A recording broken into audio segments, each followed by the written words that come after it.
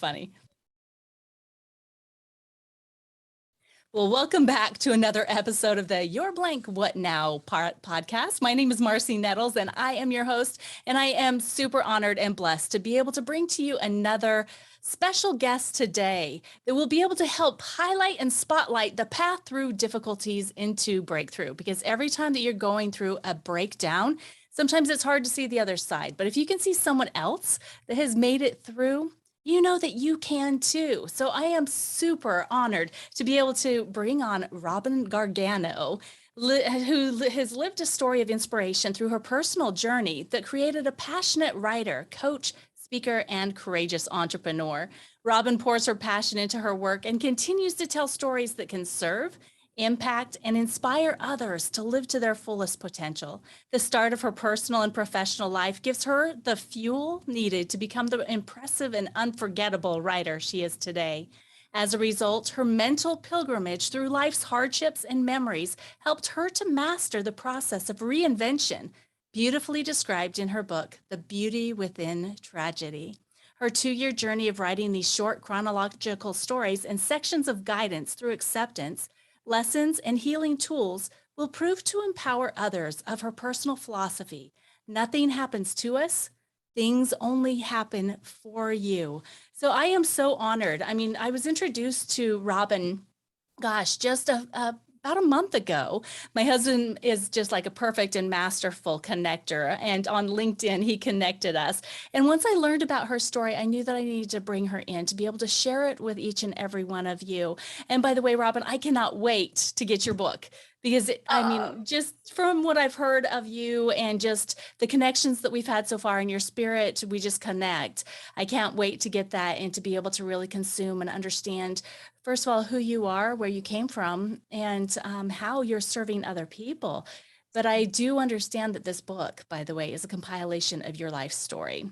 Yes, First of it all, I is. just want to welcome you to the show. Thank you so much for saying yes. Thank you so much for having me on here. I mean, you are just an incredible human being, and I'm so grateful to Dondi and God for bringing us all together because I mean, Amen. we just hit it off from the very beginning, and I'm really honored to be here. So thank you so much.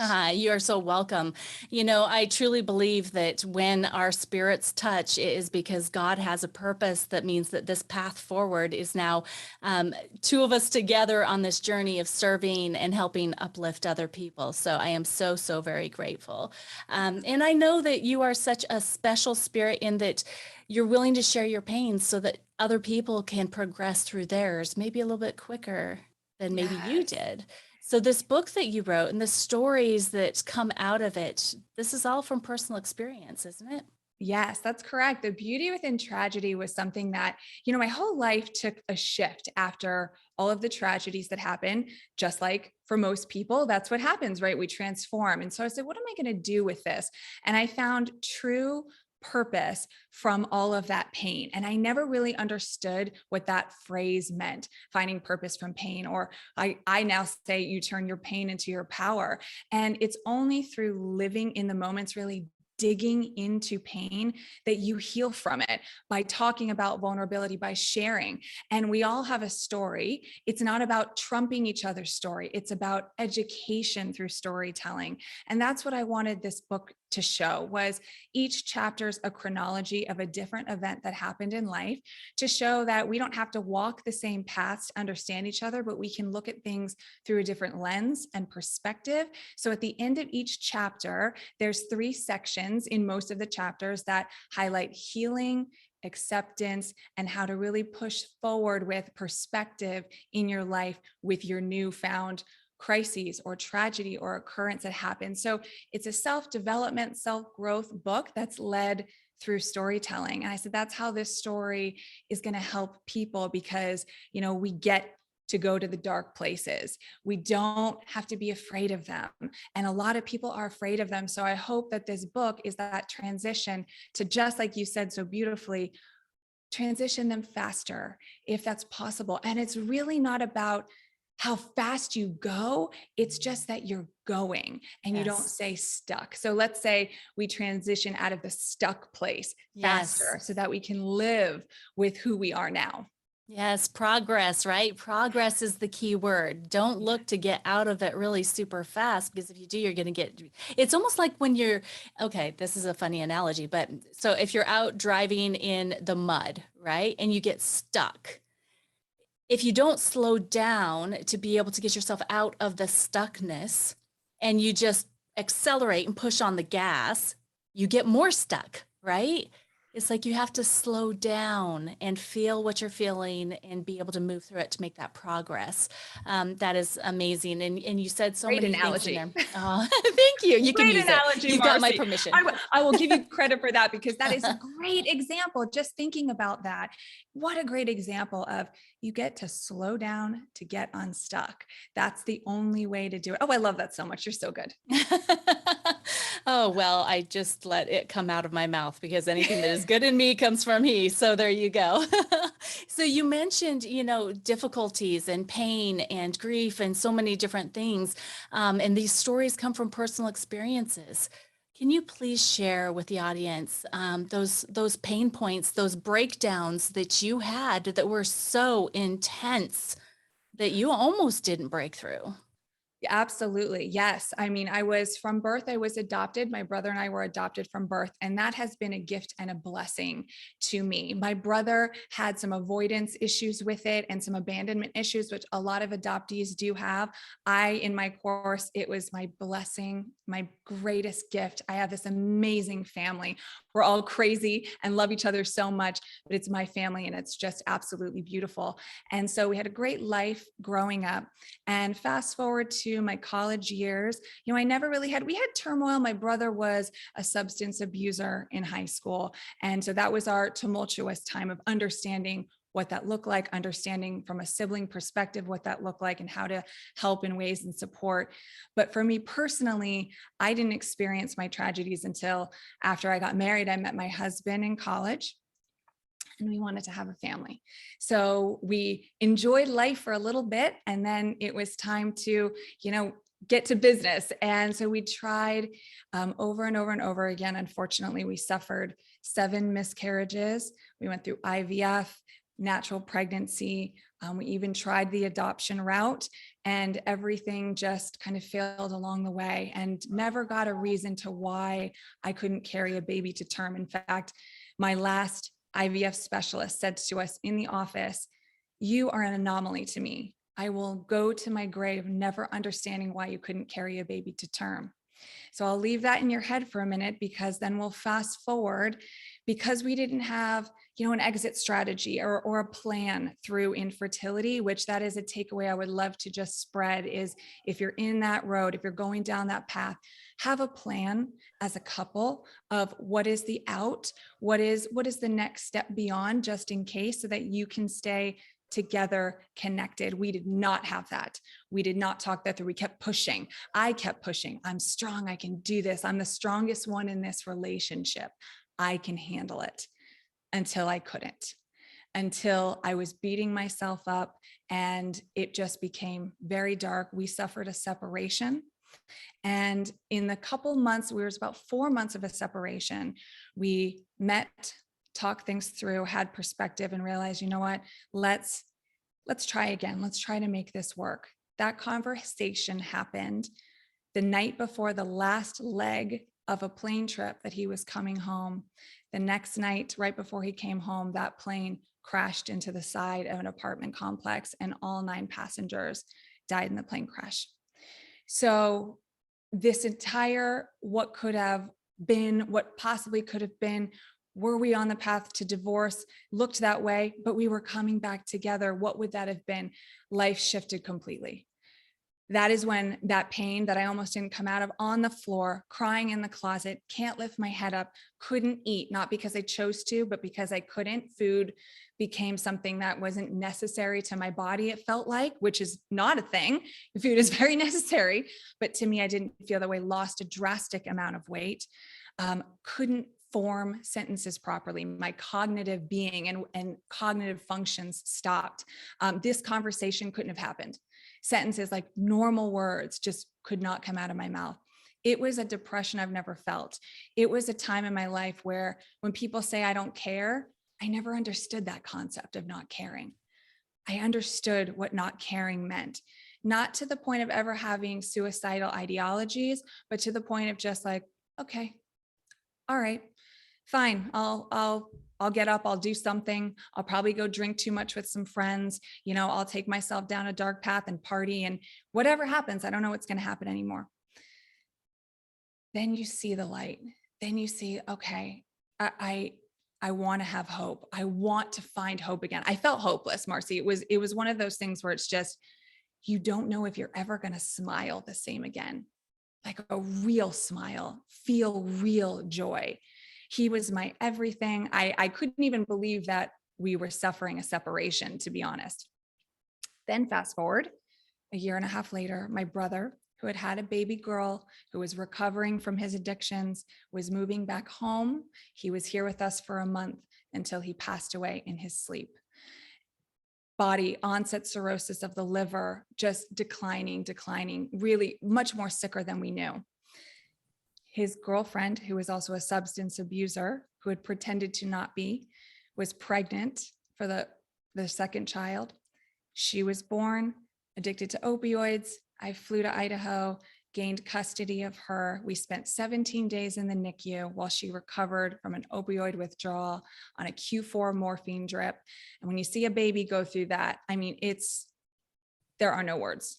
It's anger, it's devastation, I wanted to hurt this woman. As awful as this sounds, to watch a baby trembling in your arms, trying to survive, it's a level of pain that you don't even know how to put into words. And I know I sound awful by saying I wanted to harm this person. I don't think you sound awful at all. Well, thank you. Yeah. You go kind of crazy, right? You're like, Yeah. so fast forward yet again. There's a lot of fast forwards, but fast forward yet again. A year to the day before the littlest one turned 1 year old, the mother relinquished her rights and I adopted these baby girls. So my story came completely full circle from being adopted to living this life, tragedy. And then I got everything I ever wanted in the complete opposite way in which I thought I would get it. And that is the beauty in tragedy. Oh That my is what God. comes from living in the tragedy and what unfolds for you in the least way that you expect it to. Wow. Wow. There is so much in there, so much. And just like you said, you came for full Full circle circle. from being this young woman that's in a marriage that she adores her husband, but because of difficulties in being able to become pregnant, I mean that right there, being told that you're completely different than everybody else. Right. There had to be some worth issues that came into that. There had to be some guilt and responsibility ideas. How did those types of emotions play into this whole journey you've been on? I'm so glad that you asked those questions because, yes, it was my God given right to be able to bear children. And yet my body wouldn't produce that. No matter what I did, it couldn't come to fruition. So I was angry. I was disappointed. It felt hopeless again, time and time again. You get excited when you're pregnant. You're like, oh, it finally happened. It's happening. You tell everybody, and then it goes away. And then again and again and again, and you lose the joy along the way. Now it's, is my baby going to survive this? Am I going to survive this? Is my husband going to survive this? It's constant anxiety, constant fear, constant, just all of the things that you said. And then the guilt. And my husband, unfortunately, had some sort of an issue within himself of adoption. He looked at my brother and I were very different. We walked very different paths. He said, well, what if we get a child that is like your brother? And I said, well, we could have that biologically. That could be, but that's not an adoptee thing. And so we struggled a lot with that, which I allowed that pressure to come onto me. I accepted responsibility of that. Instead of saying, we need to stop, this is slowly killing me. After going back and having injections, we looked for a surrogate. I mean, there were all sorts of things, an egg donor, bruises all over my body. It emotionally scars you along with the physical pain that you go through. And when you don't see eye to eye with your partner on that, thinking, I'm not good enough for him, because I can't produce this. That's how I'm taking it. That's how I'm listening to it, and not really digging into that, not really understanding what that meant together as a couple was the biggest detriment to our marriage as a whole. Yeah, definitely comes down to communication, right? Um, Absolutely. and taking in again, this comes back to our past experiences. Each one of us has different experiences that we bring into this union when you get married.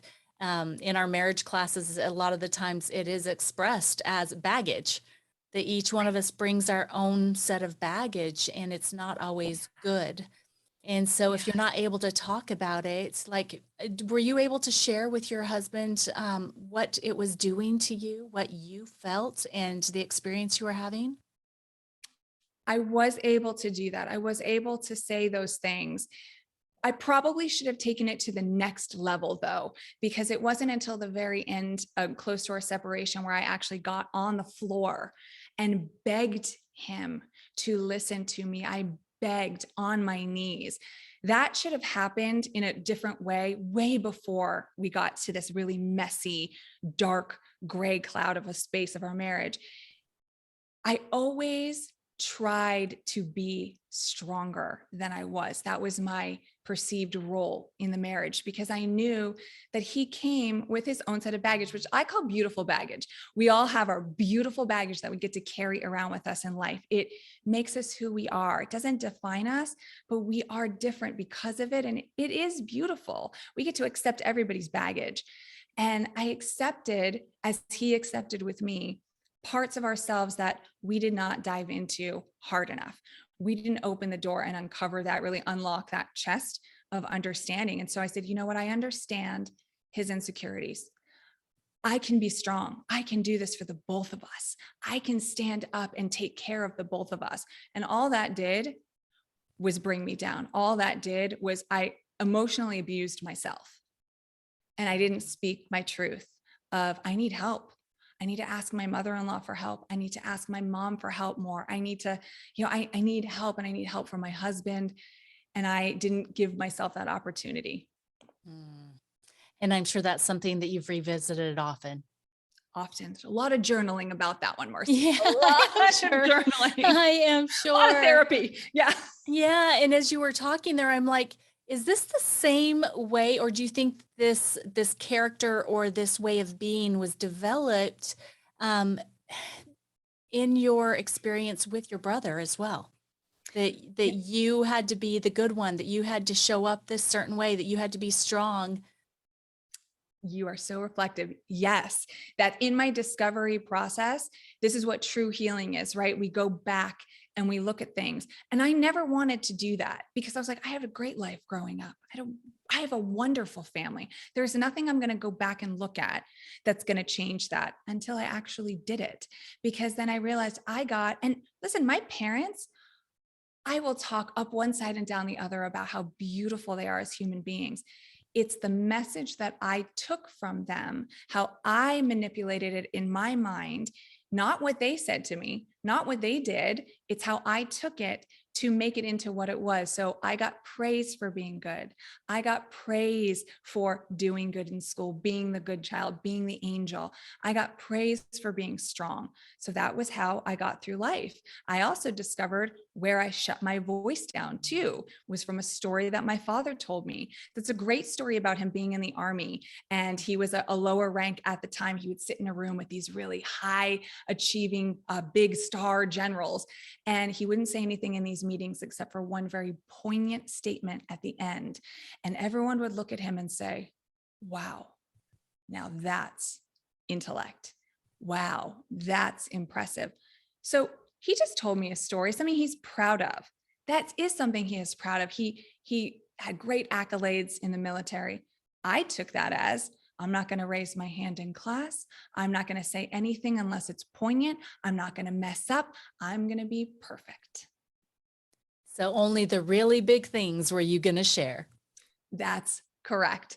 That's what happens when we go back though, and we really take responsibility for our lives. I did a leadership training for 4 months, and it taught me that when you are 100% responsible 100% of the time, you are in control of what you can be in control of. And I'm not saying that's everybody's story. Molestation, sexual abuse, that you don't take responsibility for those things, right? But this was my story. This is where my path came from and how I turned my life into something that it didn't need to be. I can mess up. I've flub in this interview, right? That's okay.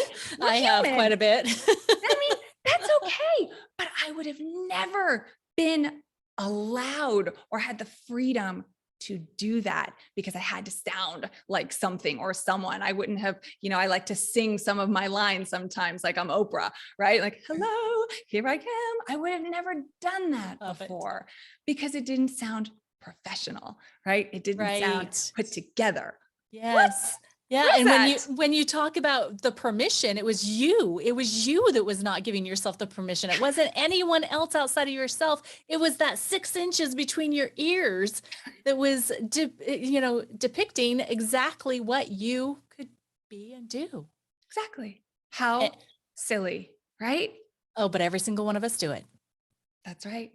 That's Every right. single one of us. So the title of your episode is You're in Crisis. What now? When did you realize that you were in crisis? The second that I found out that my husband had died in a plane crash, it's, I say the day that my husband died is the day that I started truly living because it's when all of the mess came to the surface. It's when everybody got to see how quote unquote weak I was because at that time, I never felt such weakness. I had never not been in control in that way. I'd had emotions. I always thought I was living a very authentic life, but I never really understood what that word meant. I really never understood what authenticity meant. And we throw it around so much. You don't get to use that word until you live in that space of showing people what you look like from the inside out, because you can't ever really know a person. You can't know the best side of a person until you know the worst side of the person, because that's a whole human being. And I realized I was so afraid of myself to some capacity of how I would be viewed. And that is so ridiculous. It's so ridiculous that we do this, right? That we think we have to be a certain way. But that's the moment where I knew I was in destruction. I fell to the ground. Everything just turned white. It's like I couldn't see things straight, like on a screen. Like it's just like when I would picture this plane crashing, like I was in that plane. It felt like I was in a fiery blaze, which I thought about a number of times, living in that experience and how awful that must have been. That's the moment that I knew I was in brokenness and complete turmoil. Wow. And then you moved on to the other breakdown opportunities in your life. I mean, just having your brother come full circle in his own right. He did. He came full circle. And everything that was tormenting him for so many years, because that's what was happening with him, is he was tormented. And he got to a point to where, all of a sudden it was time for it to stop. Absolutely right. He also lived in a world he was misdiagnosed as bipolar for most of his life. He was finally diagnosed as having level 4 anxiety, and it really did keep him from a lot of his life and his being. And that's how he would cope. He would cope through drugs and alcohol and never really knew what life felt like. He was also a savant. He was a genius, very, very smart. So always in his head, always constantly thinking and analyzing and hypothesizing. And he taught me so much about science and psychology, physiology, and all of these things in the world. But it never stopped. The noise never stopped until, like you said, it did. And my mom said something that is hard to swallow, but she almost felt a relief when he passed because she knew that he was at peace. He never really felt at peace except when his baby girl was born. When his first baby girl was born, because that's the only child he got to meet, that is when he found his purpose and how he wanted to change his life around was for her. And for the first time ever in my life, besides when we were kids, I saw this peaceful human being I saw this joyful human being by being a father, which was a beautiful gift for us to see. But that statement that I make about my mom is, it's grinding to a lot of people. But when you see someone suffering so much day in and day out, and for a mother to say that, living in her pain, it really does give you a sense of what we live with in our head, how hard life can be. Yeah, and the perspective, And the the perspective. perspective, because there's always multiple ways of looking at something. Um, Most of the times when we're looking at something, we're looking through a set of glasses that is not showing us the true story. So It's true. when you can actually finally see, and sometimes you can't actually finally see until someone has passed away, right? Yes. So So true. I can understand why your mother would feel the way that she did at that time.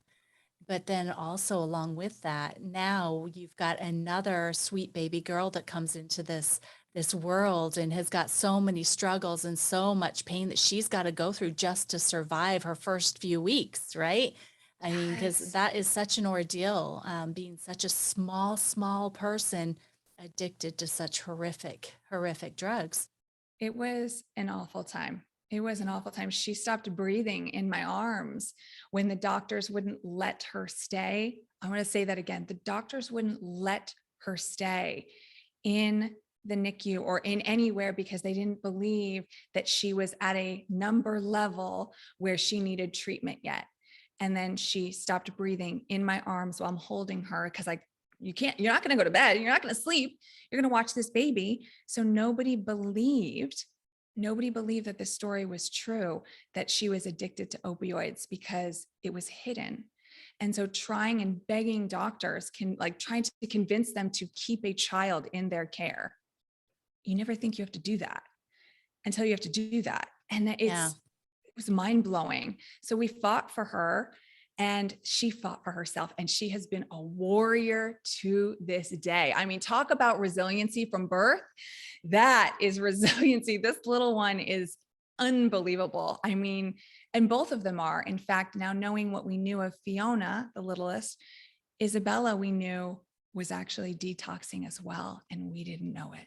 Oh, so she wasn't getting the help or the care. She was on her No, own. she was on her own. Oh, sweet She was. girl. How Yeah. old are the girls now? They are just about to turn in June and July. They're about to turn 5 and 6. Can't believe it. It's What so fun times.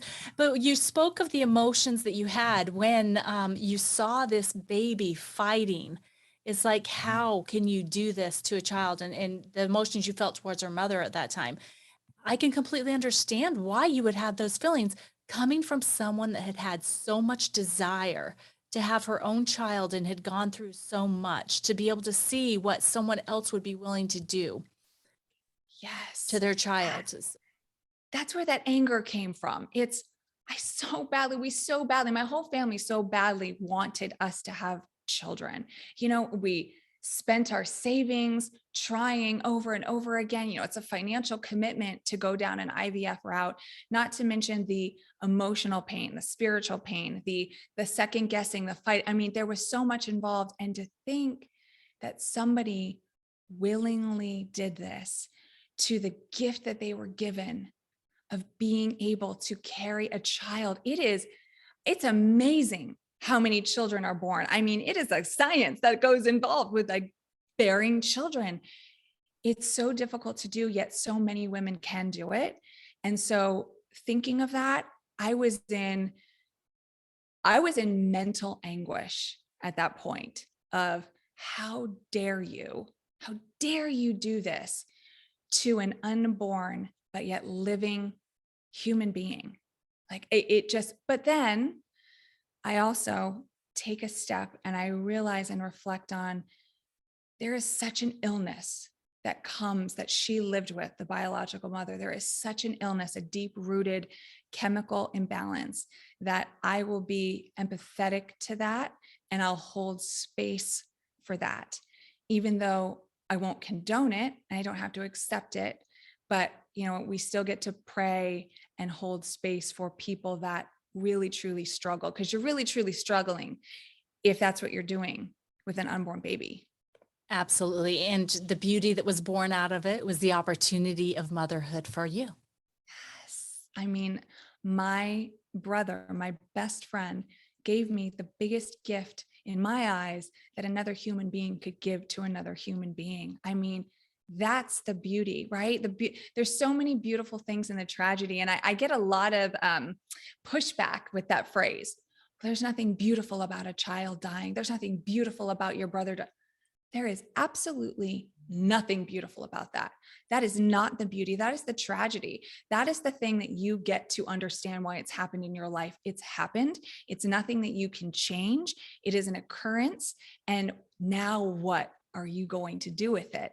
Now, what are you going to turn it into? I chose to turn it into, like, I hope to help others and will continue to help others, to turn it into a reflective space of, there is beauty around this, right? When we lose a child, if you have a living child and you lose that child, I got to have however many years of love with this human being that forever changed and impacted my life.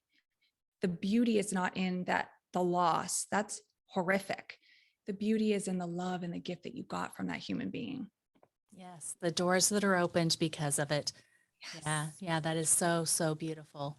So you've been through a lot in your life, and I would really love for you to share the lessons that you've learned around pain and tragedy and how you finally transitioned into your own healing. How did you get to the point of transition?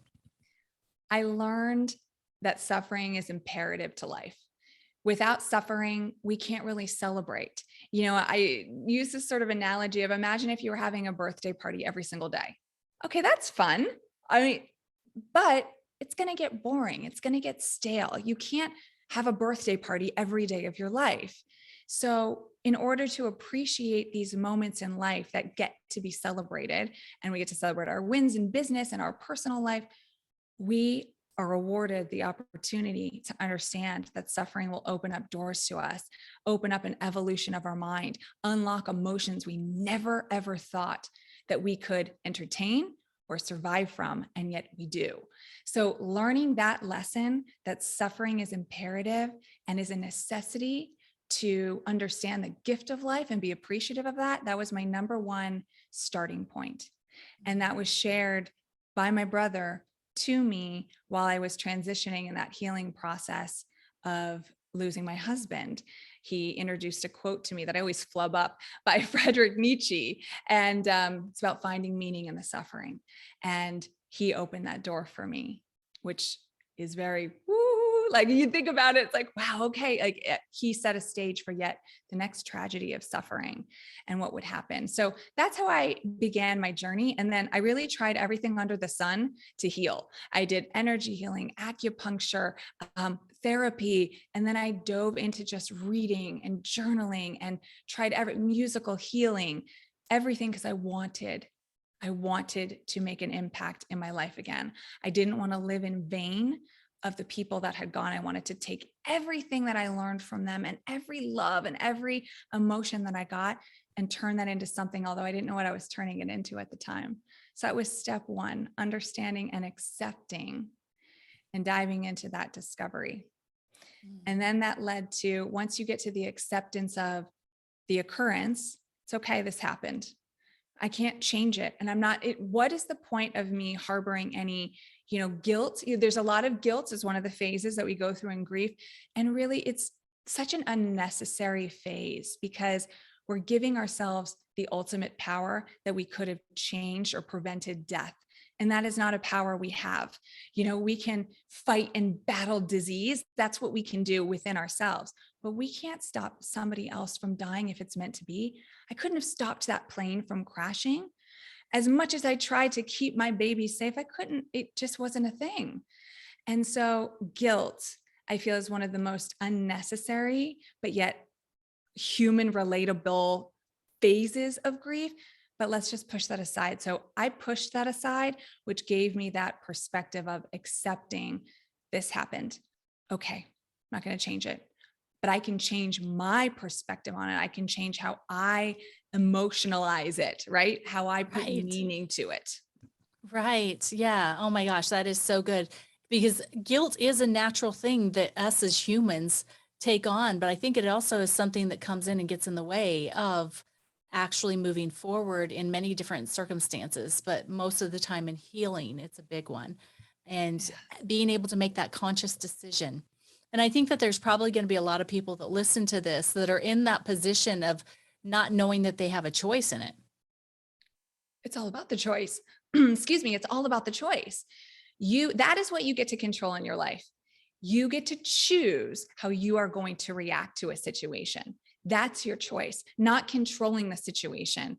How am I going to react to that? That's your choice. And some days you get to choose to be unhappy and be sad. And that's a natural process too, because if we don't, when we get in that stage, our brains, we go into our fight or flight, right? When we want to be strong, but we all get a recharge. That's why we sleep at night. Our body heals itself while we sleep. But we also, in grief, which is a lifelong journey, it's something you never recover from. I want to take that narrative and throw it in the garbage. You don't recover from grief. You live with grief and you ride the roller coaster of it, but you can make it into something powerful for your life. And so when you choose to make that conscious decision to, okay, I'm going to live in a positive place and not a fake positive place. It's not a fakety fake life. It's grounded optimism. It's working towards goals. It's understanding the psychology behind things, understanding what resiliency means. You can learn how to be resilient. But on the days that you feel dark, sad, weak, okay, stop that day. Don't do anything. Give into that. Give yourself grace for the journey that you're on. That's something we as humans really suck at, is giving Yes. ourselves grace and forgiveness. I feel this way for a reason. My body and my brain needs a recharge, or I need to reflect on something so that tomorrow when I get up, I can go take a walk and I can refuel myself. Or maybe it's a couple days, maybe it's a week, maybe it's a few weeks. If you're just starting out on that journey, that's okay too. Your journey is yours alone. That's something to also take in. That took me a long time to understand. Everybody's got an opinion. Everybody wants to tell you how to heal. No one gets to tell you how to heal. We just get to help each other heal. So there's all these lessons that we learn about being resilient. And that's when I Yes. really started to study resiliency and really understand what resiliency is all about. Oh, that is, and it's so important. I hope everybody was listening to that as closely as they possibly could. And if not, rewind and listen again. That's the beauty of recordings and podcasts, right? Being able to go back and listen again, because Robin has given you so many amazing, amazing nuggets to be able to help you walk through. Maybe you're going to have something happen that is a minor grieving opportunity, right? Or maybe you have something that will be a huge opportunity to feel those emotions. Everything Robin's giving you right now is exactly what you need. And this is why we want to share these stories, is because we want you to have that learning curve. We want you to be able to have that opportunity to heal in your grief a little bit quicker, and maybe not have as big of ups and downs in the roller coaster as you would have if you had to experience it all by yourself. Now, I would love for you to touch on, the importance of accountability. And you've already mentioned authenticity, but vulnerability, those three things. And I think that we need to touch on the importance of having those with yourself first and then having them with others. Yes, absolutely. Oh, I'm so glad you touched on that. And before we get into that, I just want to make one thing. You said something that is, I get this a lot. You said your crises or your occurrence can be small or it can be big. I always hear people come to me and they say, well, my situation's not like yours. I mean, it's not that grand. I shouldn't feel this way. No, your situation is relevant to you. We are not measured on a grand scale of who has the best tragedy. That is not a thing, nor should it ever be a thing. It's just that we find perspective in them. So I want to take that out of the equation too, of thinking that your tragedy has to be so huge to feel the way that you do. It does not at all. Absolutely not. No. But to go into authenticity, accountability, and vulnerability. Okay. These words are thrown around, like we talked about earlier, so much. Until we dig into the pain and truly get to the root of it, we have no clue what they mean. And then we have no clue how to express them, right? So being vulnerable is about connecting with people on a level that you wouldn't normally do because you think you're going to be judged.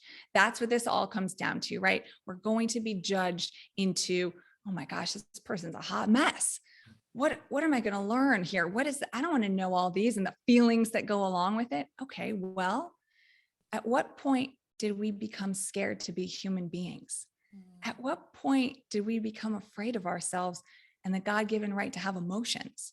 All of these emotions make us who we are. So if we don't talk about them and learn from them, what a sad version of ourselves we're going to be, because then you live in perfectionism, which as a recovering perfectionist, I know what that feels like. We don't want to live there. No. So it all starts with you. It all starts with your individualized treatment plan for your life. What am I going to take accountability for? What am I going to accept? What do I get to push out of my head? All that outside noise. How am I going to harness that self-belief inside of me that I know I have, but it's muffled right now, or I don't know what to do with it? And then how do I share without looking like a victim, right? Or being an imposter? So And good. you're not a victim. So many people live in a state of, and so, you know what? A lot of people live in a state of liking to be a victim. Where does that come from? That's a discovery that you get to unpack and really unfold. Why do I like that? Where did that drama come from in my life? What complex traumas did I have growing up? So much of who we are comes from our developmental years, those formative years, and how we've digested it. So however you're reacting now came from somewhere. However you're healing now came from somewhere. And if you're healing through something that you've never experienced before for the first time, and you're uncovering a scary place in your life, it's jolting. It's, oh my gosh, I'm out of control. I can't speak. I can't read. I can't have a conversation with someone. It becomes very scary how our physical body reacts to our emotional state. But that is a real way of living. That's a real human. This is why we're humans. We get to learn from these emotions. So accountability for who you are, where you're at, authenticity with your journey and the lessons that you are going to learn from it if you dive into it. Do the work. Journal. You'll hear everybody talk about journaling. It's important. There's a reason for it. Talk to yourself, understand and set small little goals, and keep yourself accountable to those small little goals of, you walked outside today and sat outside in the sun for 10 minutes. That may sound silly. It's not. To a lot of people, it's a hard thing to do. Little goals, and then set yourself accountable for those goals and how you feel. Map how you feel. See your pattern. So this is what we do, change patterns, right? So if you're stuck in a rut, if you're stuck in that pain and you don't know how to find your way out, start mapping your emotions. You have a chart. In fact, if you go to my website, you can download a free grief gauge, and it will help you do this throughout your month of seeing where you're holding yourself accountable to small little tiny goals and where you're faltering, where your emotions are high and where they're low. So when you track yourself, you're holding yourself accountable to your own transformation and healing. And then being vulnerable to the fact of, this is a time in your life that is going to serve you beyond what you think it's going to do. You are a limitless human being, but we put so much limits on ourselves because we've allowed ourselves to feel and take in all this noise we're talking about. Understanding that I'm raw and I'm real, and it's okay to talk about this stuff. And if you're uncomfortable with it, that's your issue that you get to solve. That's not mine. I'm comfortable with it. And if you don't want to talk about it, that's okay too, but then self-reflect on why that is. So, because vulnerability, that's how we are connected as human beings. That's what makes a relationship go beyond where you think it can go. So that's when those three things come together, that's when you've heightened your life into something that I personally didn't even know that I could go beyond, right? Not only did you survive, but now what, you're serving with purpose, you're serving with grace. You've made a business out of this. You're going and reaching goals that you never thought that you would, because your pain, it's like little warriors that are working for you. It's not your weakness. Your weakness is your warriors. They're everything you need to be excellent in this life. Yes. Yeah, that is all connected to the choice of being open to those three areas, right? The accountability, authenticity, and vulnerability. So, what could happen to somebody if they choose not to go through the work and do it? What do you think? You've you've chosen to live in pain. You've chosen to basically degrade your life. You are saying that you are not worthy. You are saying that you are not worthy to be here. And you've chosen a life of just comfort, sadness, probably sadness. You can't move beyond it. How is that a way of living? You've downgraded your will and your want to be here because you don't think that you're strong enough to move beyond it. So it's your own limitations. It's your that, and that's your accountability too. I know many people that have told me that they are living to die because they Mm. can't wait to see their person. Can you imagine living to die? This is a gift, this life. This is magic. And we take it for granted because we don't understand how powerful each of our occurrences are. And so, why are we choosing to feel less than when we know that we're more than? Yes. Oh my gosh. Okay, so I absolutely love that. So for those of you that are listening, okay, what now, tribe?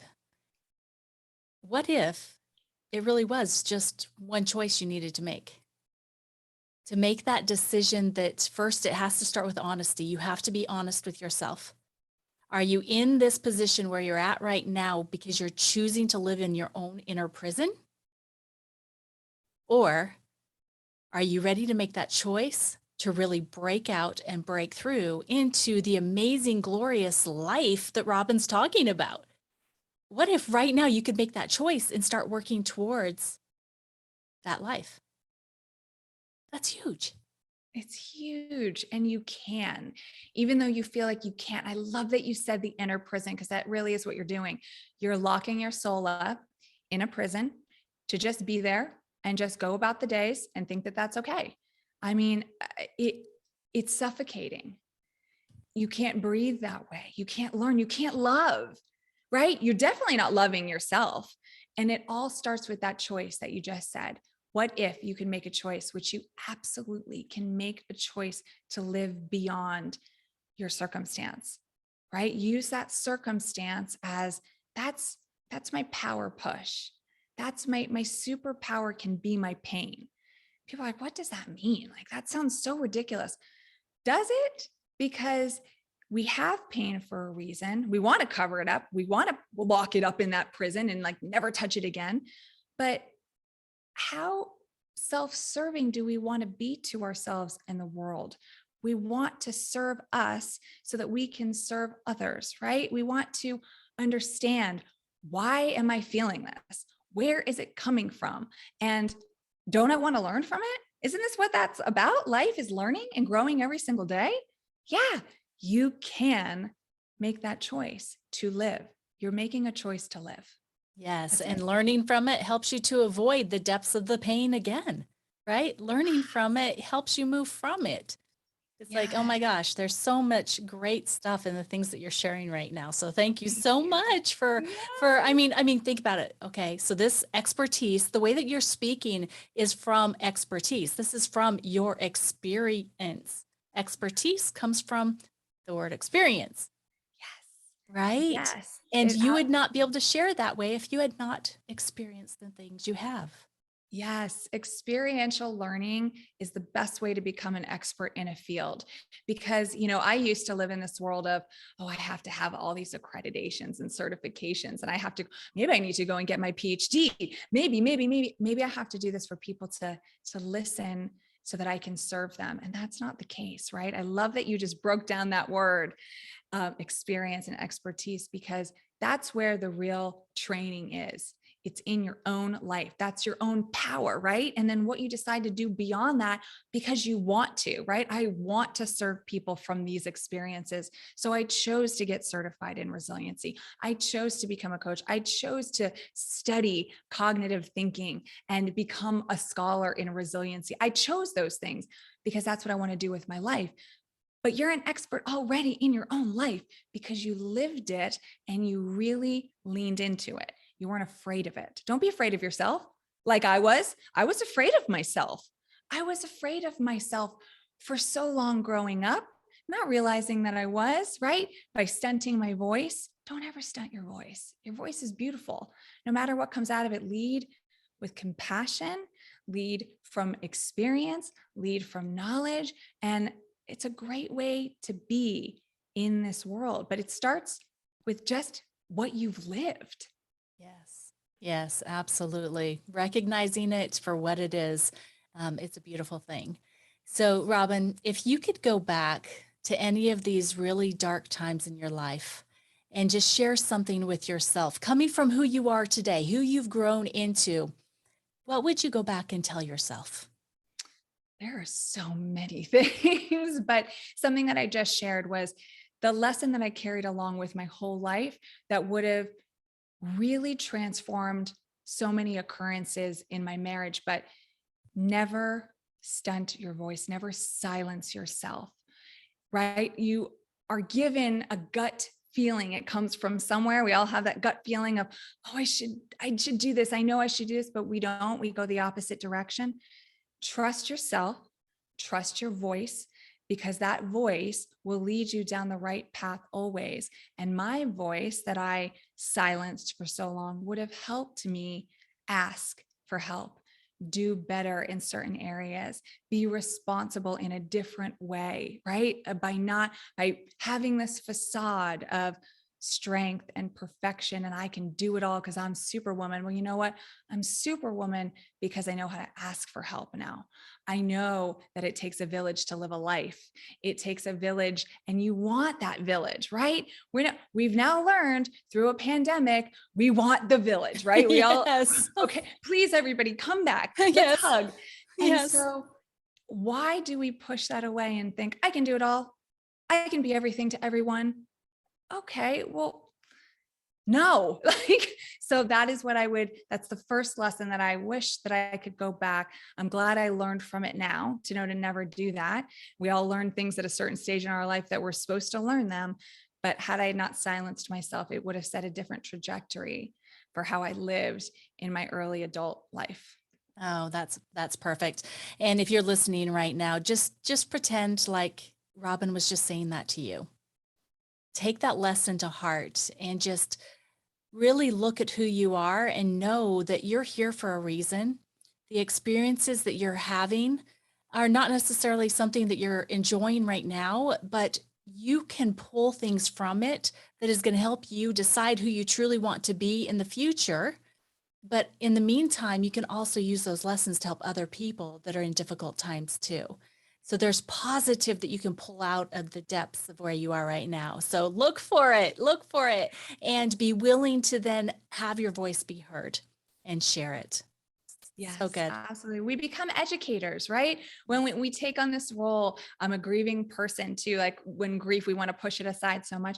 We become educators to other people. When you've lived in it, then you get to help. That's what education is. We're helping. So we get to take on that responsibility as well to be like, it's okay. You can speak anything you want to speak, and I'm not going to judge you for it. That's compassion, right? We should never judge another human being, yet we do it all the time. And why am I doing that? Right. Well, judgment comes from an inner reflection of what you see inside yourself. And so whenever you feel like you're outwardly judging someone, take a step back and flip that mirror around on yourself and look. And so instead of leading with, I think I know this person, or, she sounds a little nuts, think about why that's triggering you in a certain way. Where's that coming from? And then instead of doing that, just lead with compassion of, I really want to know this person and learn from this person and grow from this person because they have something to teach me that I haven't learned yet. Yes, that is so good. Thank you so much for that. So we've covered a lot of different areas and we've been going here for quite a while now, but I would love for everybody to hear exactly what you're up to now, where you're serving and what joy you're bringing to the world. What do you got going on, Robin? So many exciting things. So we're launching a product line soon. We're going to start with a resiliency course. It's called Jumpstart Your Resiliency. That's going to be coming out over the next few months. But I have a really exciting new, I'm about to go on like a press circuit for it. I have a really exciting new arm to the company. I've always been aligned in athletics. And, everyone always says, oh, pick your niche and stick to it. Okay, well, my niche is resiliency, and I've got a lot of passion inside of me. And so, if everyone is looking for, oh, I have so many things I want to do with my life, there's an opportunity to do something with every part of your passion underneath your main umbrella. So, never be afraid of that. In business, we're told many different things.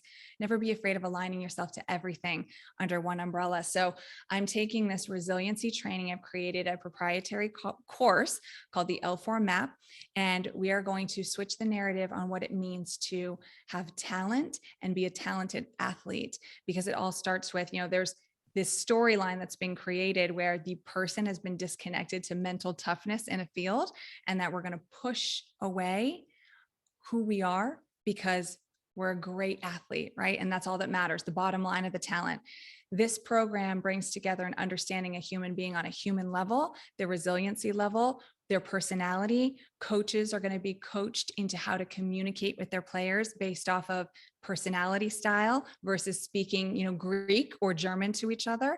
So it's an entire endeavor on changing the narrative of how we view sports and the person that's aligned with sports. And it starts in resiliency and vulnerability and authenticity, and creating that conversation that mental toughness comes from a weak place, and that weak place is our biggest strength. And those weaknesses have turned into blind spots in an athlete's life that are causing injury and problems as they progress, going into, higher positions, major league organizations and such. So that's the newest endeavor along this path. I love it. So your L4 map can lead to longevity. Yes, it can. It So good. absolutely can. Yes. So good. Well, that is so exciting to hear, and I'm excited to learn more about it. So how can people connect with you and follow you and learn more about what you're doing? Yes. So you can go to my website. It's robin.l4livinlife.com. And you can find me on Instagram, Robin Gargano L4. I'm on Facebook. We've got a page, Live in Life, Love in Life. And then there's a private group as well called the Phoenixes of L4. So there's all sorts of ways to connect. And, you can always email me to robingarganoL4@gmail.com. So I love connecting with people. Oh, I'm on LinkedIn too. Just put in Robin Gargano. We're everywhere. So I love connecting with people and learning about everybody and being able to serve and help and grow. And so find me. Let's connect. Let's talk. Yes, I love it. I love it. So is there, and by the way, I love the L4 thing, the live in life, love in life. That's so cool. That is so cool. So what final words do you have for the What Now tribe? Oh, well, I'm so honored to have been able to spread this message today. Thank you so much again for having me on. And just believe in your journey. Believe that your journey was created and crafted for you just the way it was supposed to be.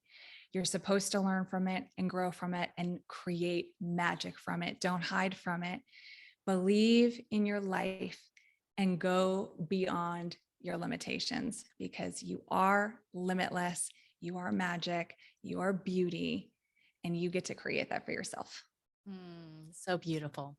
Thank you so much, Robin. You are amazing, and you've been just a fabulous guest today, and I so appreciate you. So your episode has been You're in Crisis, What Now? Thank you so much. And I know that it is going to bless the whole entire audience and everybody and beyond, just like that, and beyond. And beyond. Thank you so much. And thank you for serving the way that you do from such a genuine place. And this podcast is incredible, helps so many people. So thank you for who you are and what you put into the world. Thank you so much. You know what though? We attract who we are, right? That's correct. So I'm so glad that I attracted you. Welcome to my life. Yes, me too. All right, guys. Thanks so much for listening. I appreciate every single one of you. God bless.